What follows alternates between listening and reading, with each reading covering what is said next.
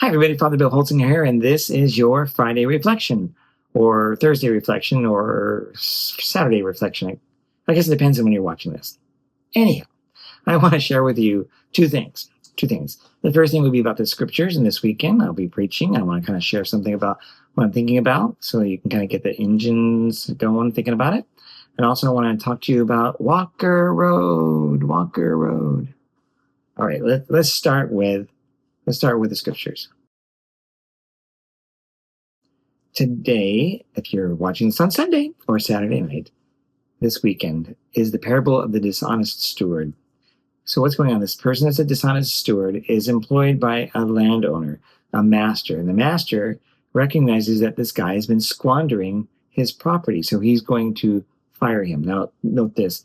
Actually, he should be put in jail for squandering the property, because that is a crime. But instead, the master is merciful in just letting him go. But not everybody knows this. So the steward goes out and goes to them and reduces, in some cases, incredibly significantly amounts of money or debt to the master. Of course, they think great of this. They don't know anything about the fact that he's been unemployed. And when the master hears about this, he's kind of in a quandary. Well, should I go ahead and reverse this discount and then be looked like a horrible person to these landowners, these land users? Or should I just go with it and I'll be then seemed as a good guy? So of course, he's prudent, and he even says that the steward is acting prudently. So it's kind of a win-win because of the mechanisms of the steward, doing what he's done. And it's dishonest, of course. He doesn't have permission, and it's actually illegal. He doesn't have the right to even do this, but so be it. And that's how, of course, the landowner ultimately kind of decides, I would assume, by the way the text is written. So both are winners. Of course, they're serving money and reputation. And is that what we're supposed to be doing ourselves? So we're told we can either serve God or mammon. Mammon is all these things that we trust in, things that like money that gives us trust. But we're called to actually be trusting God. So it's clear actually which one we should be doing. But if we try to do both, it's a dead end. Think about this. We are then called to use the goods of this world, and that could be money, it could be property, it could be your talents, it could be your faith, to use those things for the good of other people. In other words, use things to win people. Not to win things and use people, or use people to win things. That's backwards. That's totally opposite than we're called to do. In the time of Jesus, the pagans would believe that if we are good with the gods, if we placate them, that we will have a good life. We will have money. We'll have riches, etc. Sounds kind of like the prosperity gospel we sometimes hear from some other preachers. The church is the other way around, really. It's about taking those goods that we have and giving them away. And it's a prudent thing to do, because then we're investing in our own salvation, but investing in the salvation of others. Our own, because then we're detached from these things, that they don't become gods for us. So there's no competition between us and our stuff and our money with God. And if there is, that's a problem, because then we have two competing interests and we can't serve them both. It's one or the other. The encouragement, of course, is to serve God.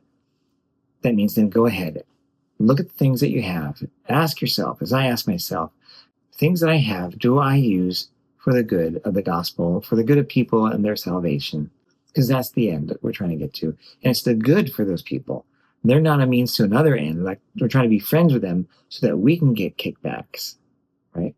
By the very giving, without any expectation, just because it's good, we invest in them, and they will see us as people that are godly.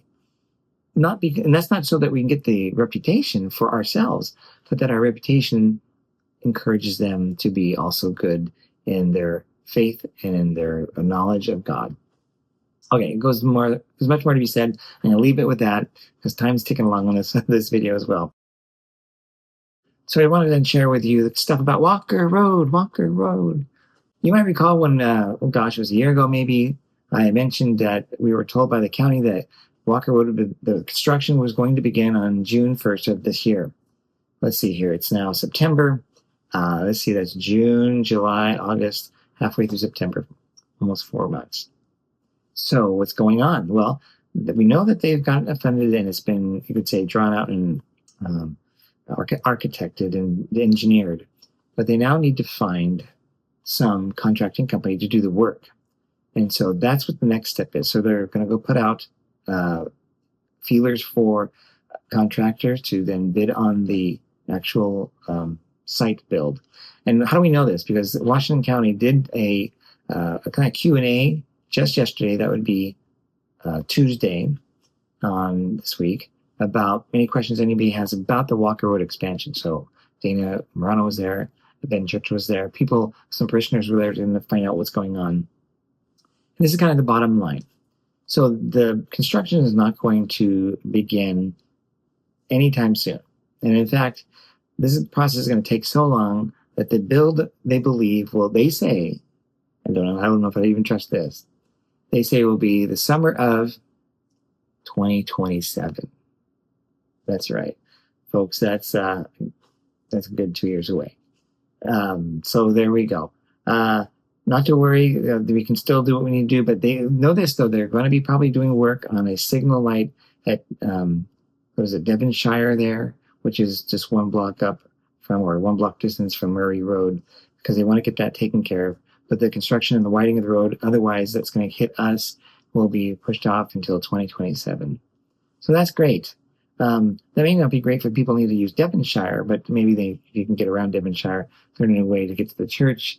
Like if you're needing to go through Parkway from Devonshire, maybe you want to think again. But as it gets closer, I'll let you know, and we'll put things in the bulletin. I'm going to write something about this also in the bulletin for next week, for those who don't do the social media gig that we're doing here.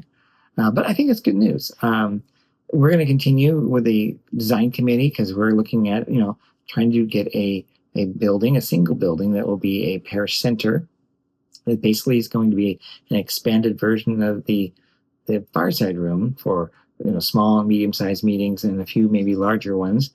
So that, the walls might be expandable and movable like we have now, but the building space will be much larger than the Fireside Room is today. And then connect that with the offices. If we can do that together, that would be great. And maybe it'll be a second story. We're not sure. We still have yet to architect that in a very basic way to kind of poke holes at that. And that's kind of the next step in what we're doing right now, is to look at what a building might look like. And we're looking towards the south part of the property, where, see, when you drive into Walker, the property off Walker Road there, you immediately see a parking lot right in front of you, right there. Well, that's the spot we're looking to put this building. That means we'll have to augment parking elsewhere to gain parking that will get lost by the building. But I think it'll be, and this is we're hoping, to be a net positive for parking, because there's parking allowed if we kind of redo this whole thing. That'll be in the front area, possibly around the sign and other places. We're hoping, not right now, we don't know exactly the details, but it would be nice if we don't have to take down the current building and repurpose it for other things than offices. But we don't know exactly what will happen. So that's still lots of things up for grab. We haven't really gotten nailed down on things, but that's kind of the latest stuff with Walker Road, how it might relate to us.